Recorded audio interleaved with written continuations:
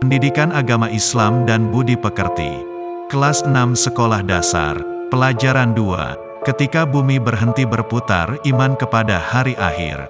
Pertemuan 2. Assalamualaikum warahmatullahi wabarakatuh. Apa kabar anak-anak semuanya? Semoga kalian semuanya senantiasa dalam keadaan baik-baik saja.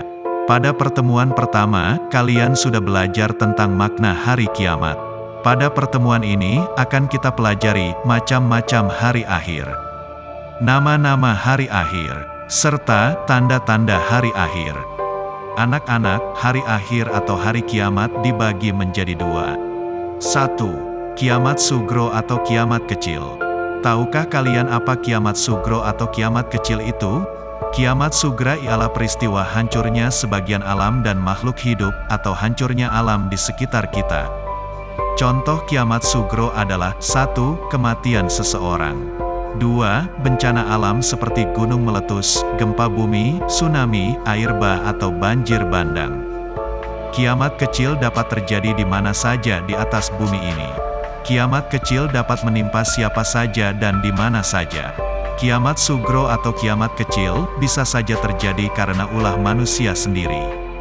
Misalnya, berkendaraan tidak hati-hati sehingga kecelakaan, membakar hutan, menebang pohon-pohon yang tidak terkendali sehingga gunung menjadi gundul dan terjadi tanah longsor, membuang sampah di sungai sehingga mengakibatkan banjir. 2. Kiamat kubro atau kiamat besar. Kiamat kubro atau kiamat besar adalah hancurnya alam semesta beserta isinya. Seperti matahari, bumi dan planet-planet lainnya sudah tidak berjalan pada porosnya sehingga saling bertabrakan. Bumi berguncang dahsyat dan tidak ada satu makhluk pun di muka bumi ini yang hidup.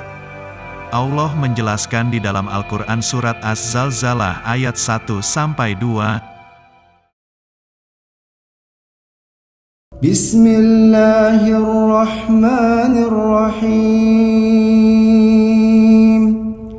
إذا زلزلت الأرض زلزالها وأخرجت الأرض أثقالها وقال الإنسان ما لها يومئذ تحدث أخبارها بأن ربك أوحى لها يومئذ يصدر الناس أشتاتا ليروا أعمالهم فمن يعمل مثقال ذرة خيرا يره ومن يعمل مثقال ذرة شرا يره.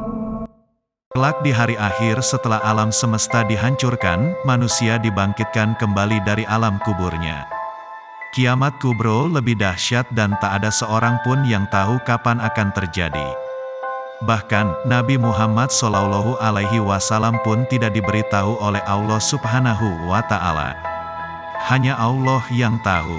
Pengertian kiamat kubro itulah yang lebih dekat pengertiannya dengan pengertian hari akhir. Jadi, dapat disimpulkan bahwa hari akhir adalah hari berakhirnya kehidupan di dunia, yang sekaligus menjadi hari pertama dalam kehidupan yang kedua di alam akhirat. Adapun nama-nama hari akhir di dalam Al-Quran terdapat sekitar 32 nama yang digunakan sebagai nama lain hari akhir. Beberapa nama lain hari akhir adalah sebagai berikut. 1. Yaumus Zalzalah, yaitu hari ketika terjadi guncangan yang maha dahsyat pada bumi. Semua amal perbuatan manusia di dunia akan dipertanggungjawabkan di hadapan Allah kelak di akhirat. 2. Yaumul Ba'as, yaitu hari setiap makhluk dibangkitkan dari kuburnya. 3. Yaumul Mahsyar, yaitu hari setelah makhluk dibangkitkan dari kuburnya, kemudian mereka dikumpulkan dalam suatu lapangan yang sangat luas dan tidak berpohon. Lapangan itu bernama Padang Mahsyar. 4. Yaumul Fasl, yaitu hari pemisahan keputusan yang benar dan yang salah.